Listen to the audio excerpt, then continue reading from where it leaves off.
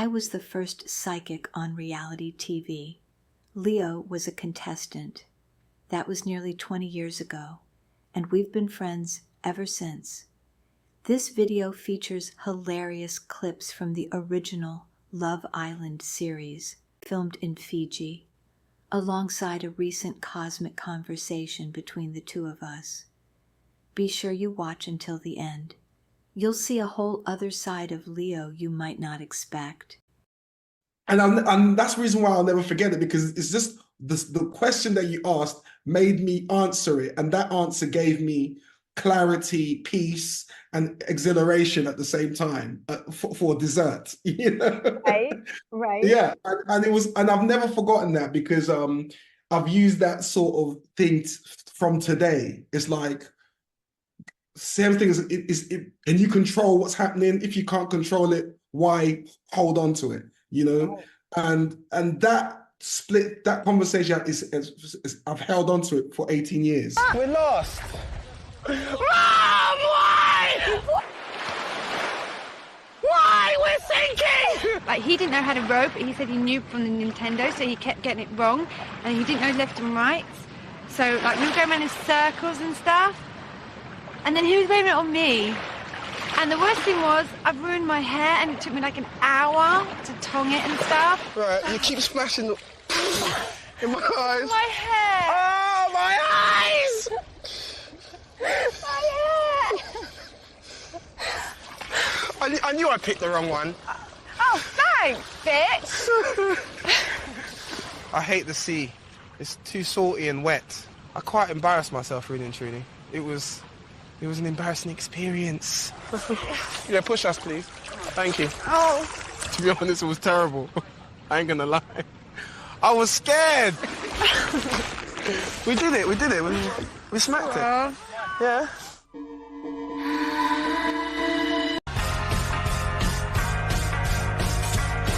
Alicia and Leo, you are a newly formed couple. In turn, you must each climb this coconut till you retrieve a coconut. I was absolutely petrified. I've never climbed anything in my life, apart from my bunk beds. You were absolutely taking liberties. No. And the thing is, like, I'm proper scared of heights, bro. You're scared of anything. We had, like, some, like, guide climbed the tree with, like, no harness or nothing. Just climbed it, plucked a coconut and came down. You can tell this guy, like, spent his entire life climbing trees. To do it. And they're expecting us to do that. I'm a gentleman. You know, my mum brought me up well. She said, you know, treat women with respect. You know, so I thought that, you know, let Alicia go first. Go on, sweetheart. Come on, you can do it. I can't. Oh, no, this is embarrassing. Come on now. I can't even get my foot off it. You can do it, you can do it. Yeah. To be honest, yeah, when you look at Alicia, you don't really think, yeah, that she can do much. And, like, it's really a bad thing to say, but I thought she was going to flop it. Wrap your arms around it, like, hug it. Hug it. Hug it, hug it, hug the tree.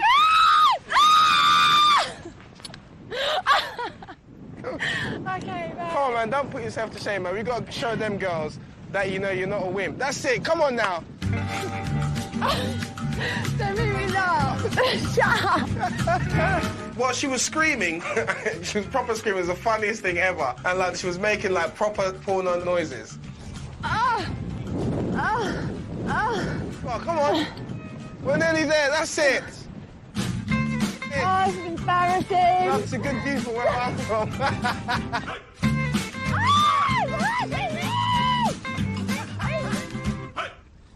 She's kept on it. She's stuck on it. And, like, she's absolutely amazing. All right, now, you have to, like, grab a coconut and twist it. Oh, my God!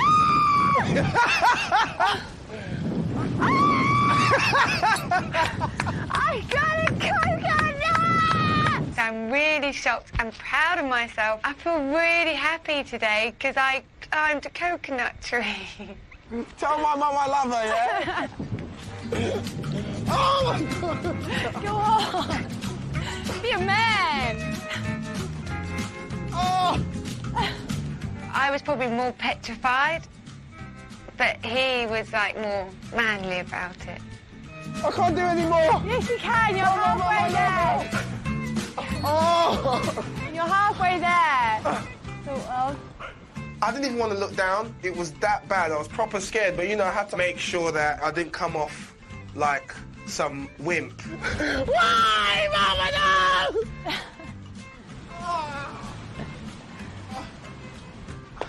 I can't reach! Oh, well done. Oh my God! Get your coconut, babe. Ah! Your I'm arse ruined. looks good up there, though. Yeah, my arse looked good, You didn't look it? really good. Was it tight? Nice and pert. It was firm, isn't it? That is the hardest thing I've ever done in my life. How are you? It's so great to see you. That was so funny when you sent me that video. You know, I've not watched Love Island. You're hilarious. Oh my gosh. I can't believe they kicked you off the island ever. Like you should have just been the king of the castle at the end. You're the funniest person. Seriously. Serious. They know how to edit well. I just loved it so much. I watched it a few times because I had to get all the clips, then I had to go into InVideo and put them all together. Right. But I mean, that's especially the stuff of you in front of the fish tank. I really loved that bit. That was my moment of that was like my stand-up moment. It was just the fun and the laughs and the banter that I was having with the guy, because they kept calling me in there. I was like, oh, another one. But I really enjoyed like having those discussions and cracking jokes. So I thought one thing that'd be kind of fun is just to chat about how we first met. You didn't know who I was at all because you'd never seen me. And so when I told you what I did, that I was doing astrology, and I told you, and interestingly enough, I told you about Alicia, and that you two had the same birthday, and that you would have been like peas in a pod. And you were like, oh my gosh, that's true, right? Do you remember that? Yeah. I remember that. Yeah. Because so when I saw those clips, I was like, you guys, you had something go. I mean, maybe it wasn't romantic, but definitely there was a connection there. You could just tell this quick friendship. But I had love for her. Yeah. But it wasn't in a romantic way at all. It was just more of a protective, that's my girl. No one trusts her. Yeah. And I felt like we had the same sort of sense of humor. Yeah, you did. It was cute. And you know what? I'm going to send you the other part of the video. I just did a cut, so it was like a minute. But there's some cute parts with her in it. She was, I have to give her full credit for climbing that coconut tree, man. Yeah, that's crazy. That's A1. And then the other thing I think we talked about was, I don't know if you remember this, but there's a couple that I did one of my shows. So the 5th show I did was one where I said, look, the astrology on these two people, if they come together, they're going to be like the chemistry lab went off, it blew up, because they'll be, and they without telling me, ITV put me on live with this guy who was he was a clinical psychologist. Okay. And so he was on the year before, and then he was still on in this year, and I'm doing the astrology thing, and he's going, oh, no, you got it wrong. These two, no way. And guess what happened? The next day, they did one of those competitions, where the girls compete with the girls, guys compete with guys. Maybe the two losers they put these two together, and they were exactly what I said. They were like, so chemistry, Yeah. So you know what they did? Do you know what happened after that? No. So I was right. And I was so excited to get to come on the next week and go, okay, people, I was right. And you know what they did? They took me off the show. They took me off the show. They said, oh, we're too busy. We can't fit you in. But it was every week at the same time that they would do this 30-minute thing, right? 30 minutes out of the whole week. Right. What they didn't want to deal with was the fact that he was a clinical psychologist in Fiji, and I was an astrologist, and I was right, and he was completely 100% wrong, Right. Oh, so I was there and then they couldn't officially get rid of me because that would have gone against the contract. But by saying, oh, too bad. So they did that 2 weeks in a row to make sure I could never, and I'm paying to stay at the hotel the whole time. You were, what? Yeah. I had to pay for myself. Oh my gosh. Yeah. And I was like, oh, I had to really work on myself after that one. I'm like, okay, Heather, Yeah, that's okay. It's okay. that's You met Leo. It doesn't matter. Leo's going to be your friend for a long, long time. And we've logged in 18 years of being friends, Leo. Believe that. Wow. We're joined by Madame l'Astrologette, l'astrologiste, no, l'astrologette, I think, Helen McCauley, and Paul Danan, and only Dr. Robin Taylor as well. Brilliant. Welcome, all of you. I want all your input on the subject of these people. Heather, Yes. I want to, we're concentrating on Chris today. Tell us about his personality type. Well, I'd like to start by saying that his birthday is 11/11, so that when people watch and they go, I'm an 11/11, they can know what it means. He is a 9 of clubs. It's called the sexy 9 of clubs. It is very romantic and charming, and he also has an aspect called the King of Hearts, which you are. And you have an aspect of the King of Hearts. And this is sort of it can be the playboy of the deck. It can be very, very from the heart. And also a strong sense of justice with the Kings. Really? We like justice, don't we, Paulie? Yes. Of course, it's like justice. We've got a little clip of him interacting with Sophie, so let's just Okay. take a little look at it. You're a pretty good kisser. Yeah, it's a hot person.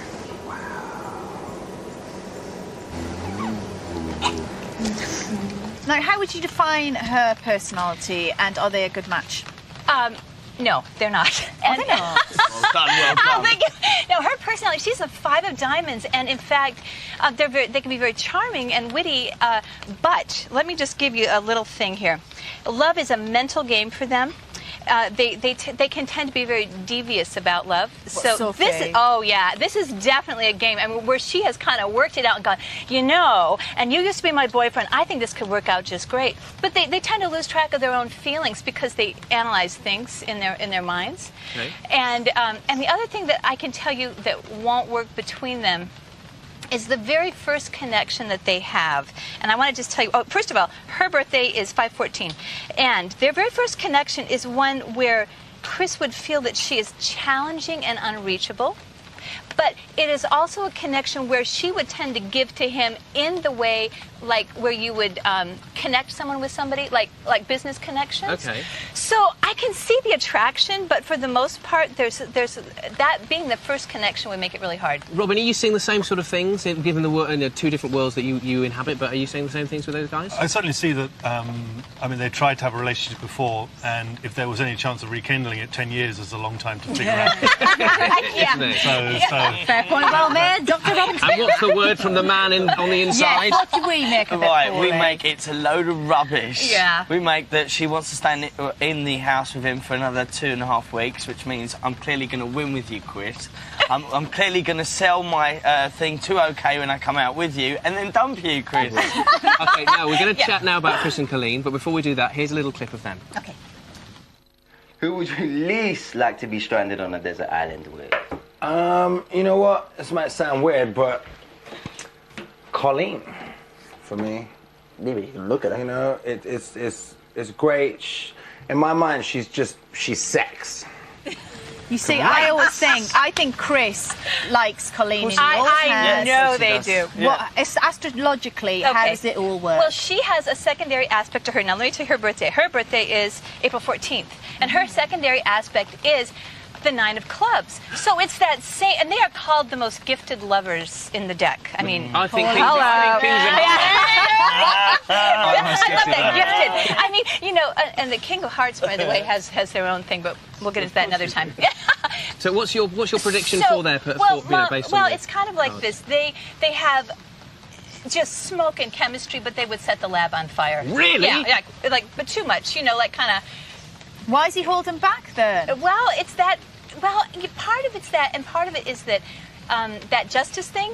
He had this protective thing around Lee, and he literally has a connection with Lee that would cause him to want to protect him, and that kind of slowed down the whole thing right off the bat. But if you threw those two in the love shack, hello. Exactly, that's all they need, a bit of love chat. That's all they need. Just No, throw it's them totally, that's all they need. And also, Sophie's taken over by saying, Chris, you're mine, you're not going anywhere else. Chris feels like he can't do anything. Yeah. RT, what's your take on Chris and Colleen? I'd say they'd be interested in each other, and they've certainly expressed interest in each other. but I would say not romantically, actually. Really? Why do you No. say that, Dr. Robin Taylor? I reckon that Colleen is interesting. I mean, who wouldn't be interested in these icons of, you know, a Playboy bunny in the same way that you might be interested And in some famous Neil, bloke's son. or Neil Armstrong, an astronaut, or, you know, someone who broke a world record. I think Okay. it's that kind of interest. That doesn't mean to say Do you that not it's not see a eye candy. sexual spark there? I think it would just be eye candy and nice for the initial part, and then there wouldn't be anything Chris significant after that. finds her very sexual. I don't know if she totally finds him very sexual. She'd probably give it a good go, though. But this is quite interesting, isn't it? Because what we'll be able to see it play out, and we can see which one of you had the better take on them. Well, and you know what I'm saying is that the chemistry's there. It's just whether you could still go. No, I'm not going to go there because there's definitely a hot. You know, the hot stove kind of thing, like going, oh, I kind of know what you're about. And they're old enough to know that, but if they were a lot younger, you know, and they didn't have that And she wasn't so scared of Sophie, because Paul... She's scared of Sophie. She is, isn't she? You very can scared see of that. Sophie, yeah. Could you feel that in We the all are. resort? We all are. Seriously. But from a safety point of view, you don't want to get your willy anywhere near a hot stove. I just want to say that. That is mad. I know these TV people, they're ruthless. They're just cold. Holy cow. Yeah, they're ruthless, you know. But yeah, I mean, I remember us having a good time, great discussion. I remember when I remember vividly we were in a car once. I must have said this to you before, and I had a call from my manager back in London. He was saying to me that that they've got a gig for me. There's got a show for me in the UK, and they wanted me to fly back and do this show, but I didn't want to go back. I wanted to stay and continue doing my, you know, skits and stuff because it was so much fun on the island. And my agent was like, well, you know, they're going to be paying you X amount of money. It's good to come down and you don't want to let them down. So I was really stressed out. I was caught between two decisions. I was like, should I go? But I want to stay. Should I, if I go back, at least I'll do the gig. I won't let these people down because I'm coming to do the gig. I won't let my manager down. So I was stressing about it. And I remember sitting in the car with you and I said, look, I'm really stressed about this situation. I don't know whether I should stay or whether I should go. And I'm really stressed. And you just said to me, what do you want to do? I said, well, I want to stay. And you said, okay, well, what will happen if you don't do the gig? If you don't go to London, would anyone die? I said, no one's going to die. He said, would your manager get rid of this? No. So would the people be upset? A little bit, but, you know. And he goes, okay, well, then don't go. And then it was like, yeah, okay, I won't go. And I remember it so clearly because I had a feeling of anxiety. My anxiety was here. And then when you said, well, don't go, it made so much sense that my anxiety just instantly dropped. It was like, didn't exist anymore.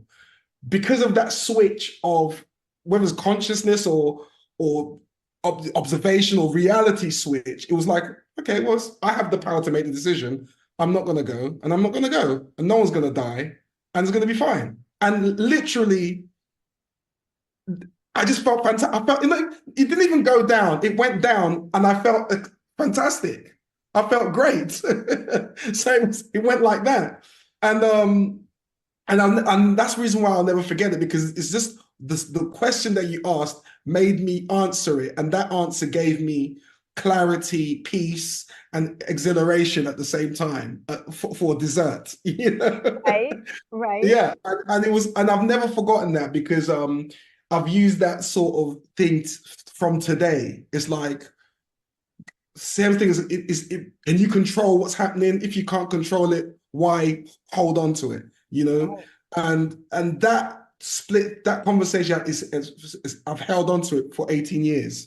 Oh my gosh, it's amazing. And you know what? I remember that. I mean, I don't remember the details that you remember. Right. But I remember being in the car and talking about this. Yeah. And what I love the most about you, Leo, and why we've been friends for so long is you are so quick to get it. You know, I work with clients who will work me on these things. And you're like, oh, I got it. Okay. Yeah. I remember something even better happened because you stayed. Do you remember what it was? When you decided to stay, something better happened. Yeah. Well, a lot of things better happened. I mean, I stayed and my manager called me, and when I said to my manager, "Listen, I'm not coming," he was like, "All right then." I was like, because I was expecting him to try and talk me out of it. Like, what do you mean? He was like, "Yeah, okay." And then the following week or following day or something, he called back and goes, "Okay, anyway, we've rescheduled it, so we'll do it when you get back." Blah, and it's like, you know, they're going to pay extra money for your trip. And I was like, "Oh, wow," you know. So it's kind of like even more of a win-win situation. Yeah. So I got to do the gig in the end on my terms. I got to stay and do all the show stuff on my terms. And it was just fantastic, you know, it was great. And it's so amazing because it's like what you said in your teachings before, when you realize that the situation is kind of like a game, you know, and you fundamentally have the power to create situations. And sometimes it's good to just come out of your own head and just let the powers that be, the universe or whatever it is, come bring the best scenario for you. Yeah. Amazing when you see it play out. It is. And it happens, it happens so, it's such an amazing thing when that happens, because first of all, you know, you'll have a plan or something going on like you did. And when you just shift and you let go, notice there was this release where you stop worrying about it. And what gets delivered is always way beyond what you think of. Like, you may sit there and try to think of the best way it's going to work out. If you let it go, a far better way comes about that is way beyond what you even thought of, right? Absolutely. Yeah, absolutely. And the great thing about that whole concept is I can tell you so many stories based on that whole thing, where now it's actually become a joke, where it's actually friends are actually noticing it. And I've had this friend of mine, well, still a good friend of mine, and he's always said to me, "What magic cream do you rub, Leo? Like, let me have a tub of your magic cream." And so we have this running joke where he goes, are you selling the cream? Because since he's been around, he's seen the magic happen, like this, things that out of the blue, like it must be a miracle. And it happens all the time. And it got to a point now where I even tell friends, "Listen, when you hang around me, you're going to be seeing things." And they've all started being, yeah, whatever. But then when it happens, they're like, "Oh my God." Like, you know, I can call up, you see the guy that I was speaking to on the phone just when I just locked off the phone? Similar thing, like I've known him for about 6-7 years now, probably longer. And I even said the same thing to him, and he experienced the magic because I said to him, because it happened so much time to me that I say it, "Look, you're going to experience things around me." I don't want to say it in an arrogant way, but I'm just saying, look, everyone has this power, but you're going to experience it. And I want to show you that you can have it, but you just have to believe and let go and stop being, you know, too, you know, caught up in the moment of stress and just let go, especially when it comes to money. And I've got many stories for that. So maybe we could talk about that when you have more time. Absolutely. Yeah. Gotta take a little time, a little time to think things over. I better read between the lines, in case I need it when I'm older. Oh, in my life, there's been hard